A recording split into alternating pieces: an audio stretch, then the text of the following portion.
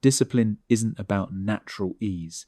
It's about forced action when your inner voice is begging for retreat. Most people fail not because they lack capacity, but because they constantly wait for inspiration to strike. Motivation is a fleeting guest. Discipline is the reliable anchor. Think for a moment. How many projects have stalled? How many personal goals have dissolved simply because you let a feeling, boredom, fatigue, or mild discomfort dictate your behavior? Your achievements don't care how you felt. They reflect what you did. This is your wake-up call. If you're ready to master the internal resistance and forge a life defined by consistent effort, this guide is your blueprint. Chapter 1. Confront apathy directly and reject all compromises. Discipline is not an automatic switch. It's a confrontation. When the soft pull of apathy, the desire to stay put, avoid the hard task, or indulge in a pointless distraction emerges, that is the pivotal moment. If you choose to bargain with that feeling, it will always win, offering endless, plausible-sounding excuses. "I'll start after this show," or "I worked hard yesterday."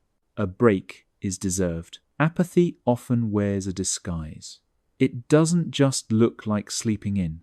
It appears as perpetual low-value activity. It's the hour spent organizing a perfectly clean email inbox to avoid drafting the one difficult report. It's the deep dive research that prevents you from ever taking the first tangible step. True progress is always found beyond the line of least resistance. You must learn to instantly recognize this insidious enemy of your potential. Every time you choose comfort over commitment, you are conditioning your mind to surrender when pressure mounts. You believe you're merely delaying a single task, but in reality, you are solidifying the habit of quitting. If you want a life that's bigger than your excuses, you must stop signing that self-sabotaging contract. Look your laziness in the eye and simply say no. Act immediately. If you need to map out your budget, open the spreadsheet now. If you committed to a 6 a.m. run, your feet hit the floor at 6 a.m., not 6:01. This forced, immediate refusal to negotiate is the foundation of self-trust. When you consistently show yourself that your word is law, your internal strength grows and apathy loses its leverage. Chapter 2. Employ micro-actions for instant obedience training. The disciplined life is not forged in massive, one-off, heroic efforts. It is constructed entirely in small, immediate responses to necessary tasks. Every moment you hesitate, you are allowing your brain to construct an entire fortress of counter-arguments and rationalizations. Waiting is the same as welcoming failure. The secret to profound consistency is cultivating the ability to act before your mind has time to debate the decision. If you think, "I should text the client back," you grab the phone and send the message instantly, not after checking social media first. If you decide to hydrate, you get up and fill the glass, not when the current task is finished. These instant micro-actions may seem insignificant, but they are the fastest way to dissolve procrastination and train your brain to follow your command without question. The internal timer is the most dangerous tool you possess. The moment you delay a small, conscious decision, you validate the destructive belief that procrastination is acceptable. Conversely, every time you act immediately, you reinforce the identity of a person who follows through. Start simple to build this reflex. When the morning alarm rings, count backward from 3 and stand up. No snoozing, no checking your feed. When you walk past a dirty dish, wash it immediately. When a to-do item takes less than 2 minutes, execute it on the spot. These small, swift victories build a powerful mental muscle. They demonstrate that you, not your mood, control your response. Hesitation breeds regret. Instant action generates self-respect. You are not waiting for the perfect feeling to arrive. You are creating it through movement. When instant action becomes your default, you have effectively immunized yourself against the virus of delay. Chapter 3. Master your inner dialogue before it dictates your choices. The most critical battle for self-mastery is fought not against the outside world, but within the private arena of your thoughts. Your choices are merely the physical manifestation of your dominant inner dialogue. If you allow a continuous stream of negative, doubtful, or limiting thoughts, your actions will inevitably be weak, uncertain, and inconsistent. Most people treat their thoughts as undeniable truths, failing to recognize that much of their internal monologue consists of unverified opinions, inherited fears, and old, tired interpretations of past events. To achieve discipline, you must become a conscious editor of your mind. The process begins with radical self-awareness. Stop living on mental autopilot. When you feel resistance, pause and ask yourself, what exact thought is pushing me to stop right now? Is this thought fact or merely a fear I'm entertaining? The simple act of questioning the thought separates you from its control. The second non-negotiable step is replacement. You cannot simply suppress a negative thought. You must fill the void with a constructive directive. If your mind says, "This problem is too complex, I'll fail," instantly replace it with, "I may struggle, but I will focus on the single next step and learn." If your mind argues, "I don't have enough energy for this," respond with, "I will do this task for 10 minutes. Momentum will create the rest." This is not superficial affirmation. It is strict thought management. You are giving your brain new, precise commands, establishing an inner leader in place of an inner critic. Your feelings often follow your thoughts. By stabilizing your inner dialogue, you stabilize your emotional state, making clear-headed, disciplined action your natural response. Discipline is the outward result of an inwardly controlled mind. Chapter 4. Enforce repetition until new habits become identity. All enduring human behavior, both constructive and destructive, is built through one core principle: repetition. Your brain is an adaptive machine. It takes whatever action you repeat most often and carves a neurological groove, transforming the effort into an automatic routine. What feels foreign and uncomfortable today, waking before dawn, preparing a healthy meal, writing 500 words, becomes effortless only through forced consistency. The primary reason most people fail to build discipline is that they quit during the phase of discomfort. They start a new routine, feel the mental drag and physical awkwardness, and conclude, "This just isn't for me." They fail to understand that the discomfort is not a sign of failure. It is the sensation of your brain rewiring itself. If you stop, you reinforce the old pattern and make it harder to change next time. The key is consistency over intensity. A single massive burst of effort, followed by a week of rest, accomplishes little. What matters is the daily, small-scale, rhythmic execution. Reading a single chapter every night is infinitely more potent than attempting to read an entire book in one monthly sitting. Your brain learns through rhythm, not random heroics. You must be willing to endure the monotony of the middle stage. This is the testing ground. Keep showing up, even when the task feels boring and the results are not immediately visible.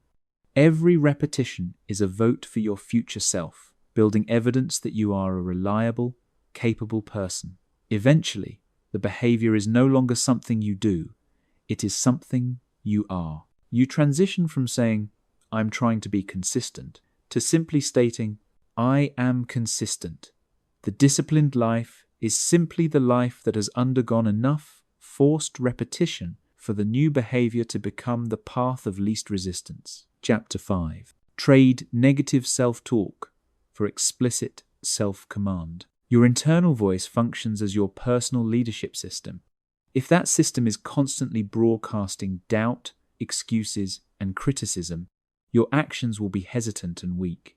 A life of discipline is impossible if you permit negative self-talk to control your internal decisions. You must replace that destructive inner critic with a firm, precise internal director that issues clear orders. Negative self-talk is deceptive, often sounding like a sympathetic friend. You've had a bad week. Just skip the gym today. But this false kindness is a trap that lowers your standards. Strict self-direction cuts through this deception by refusing to entertain excuses and focusing only on the necessary action. The power of this technique lies in precision and authority. Vague encouragement like, just try your best, is useless. Commands must be specific and undeniable.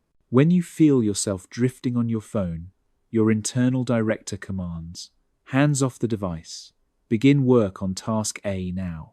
When a difficult person frustrates you, the direction is, end the conversation. Focus on productive outcomes only.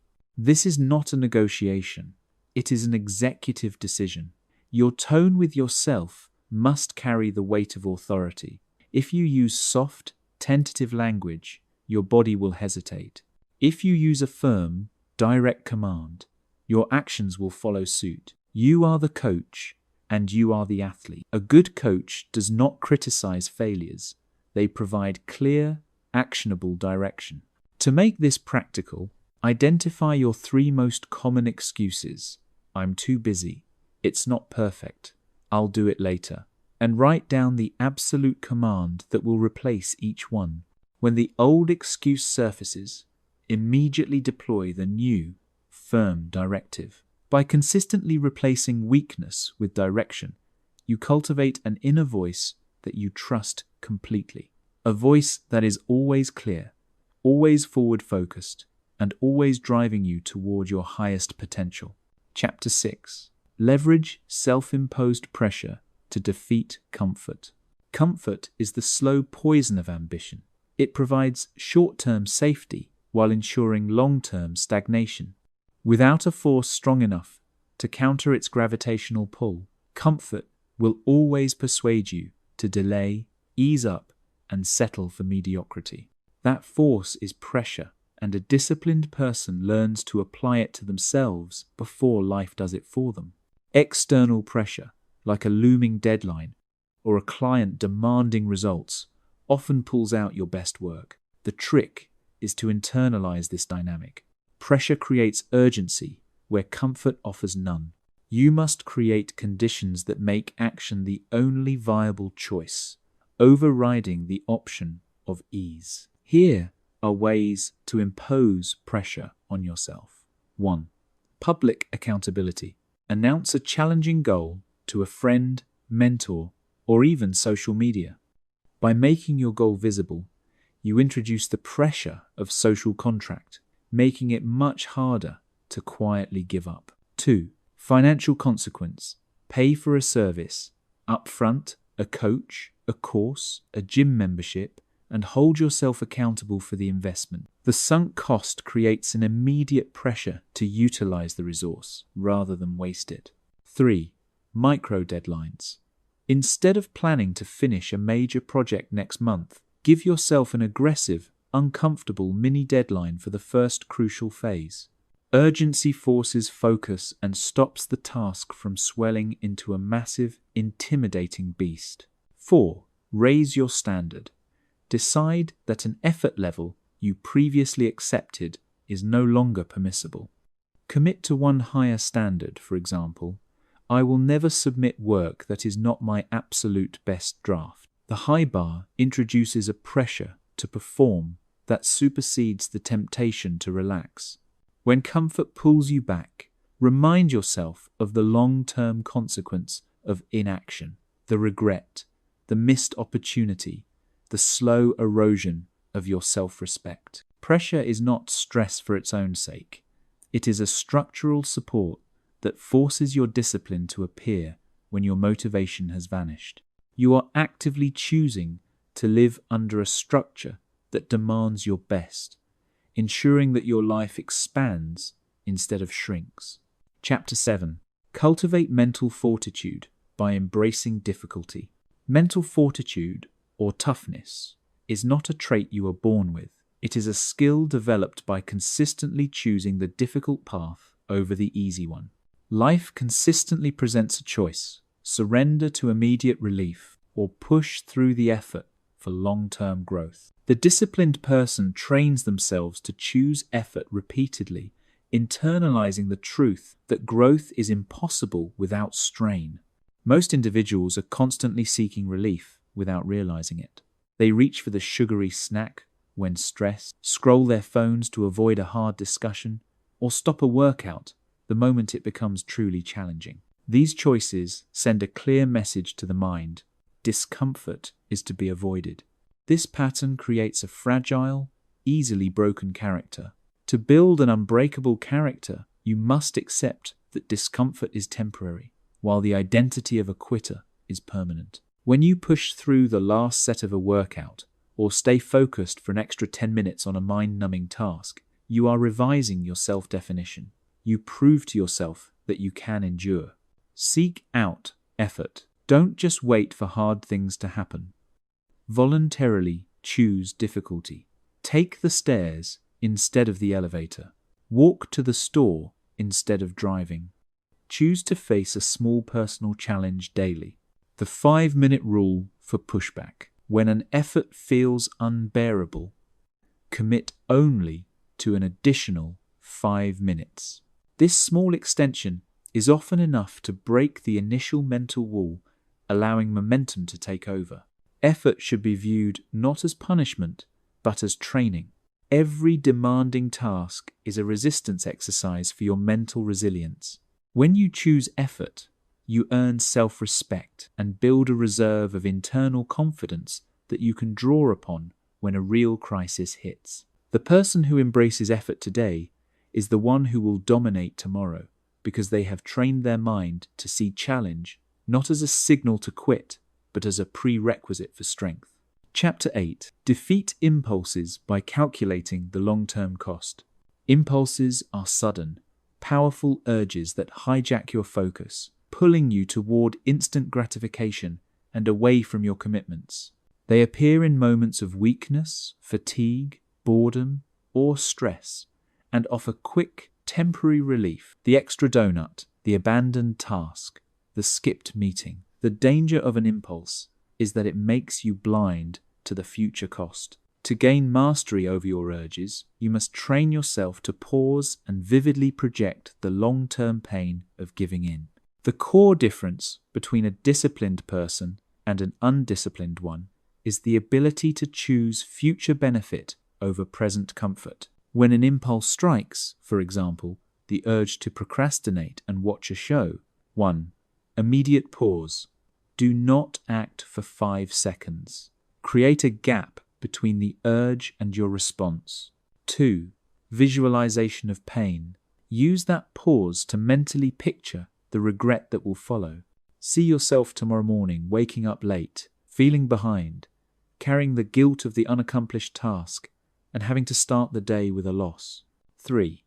Visualization of strength. Now, picture the immediate, small action you should take. For example, open the necessary document, write 1 sentence. See the sense of pride and momentum that follows this disciplined choice. The reward of a reckless impulse is short-lived. The pain of regret is chronic.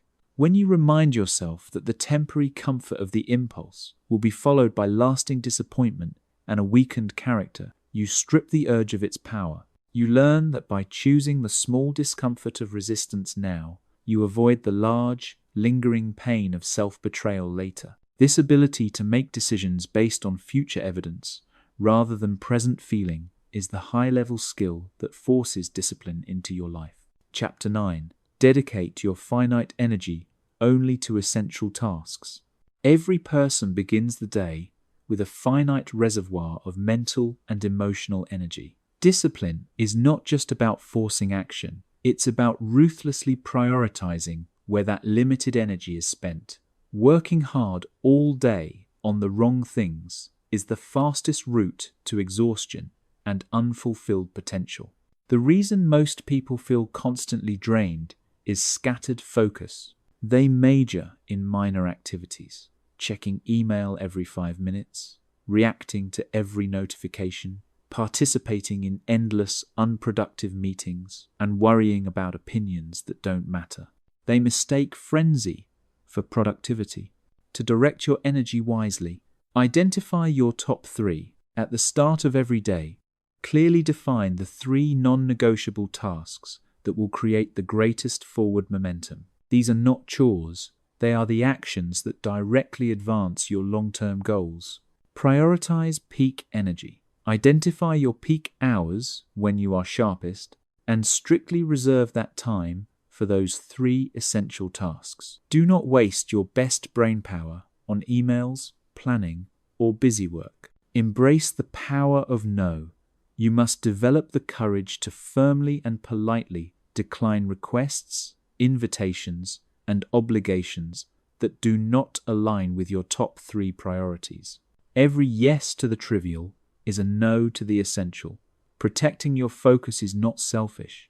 It is intentional self-leadership. The disciplined life is not defined by volume of activity, but by the precision of its execution. By constantly asking, is this task moving me toward my most important goals? You eliminate the energy leaks that deplete your drive. When you commit your best energy to your best work, you multiply your results and escape the painful regret of a life spent in perpetual, meaningless motion.